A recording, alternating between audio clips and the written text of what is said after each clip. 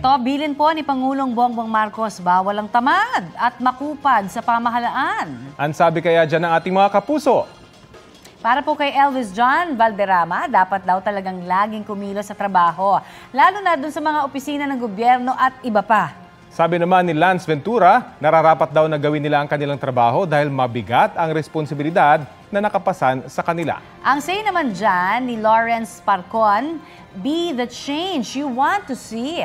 Ayan, di ba mga kapuso, makisali po sa aming online talakayan sa iba't ibang issue. Kung may nais din kayong maibalita sa inyong lugar, mag-PM na sa Facebook page ng Balitang Halik. Kapuso, para sa mga maiinit na balita, mag-subscribe sa GMA Integrated News sa YouTube. Sa mga kapuso naman abroad, subaybayan nyo kami sa GMA Pinoy TV at sa www.gmanews.tv.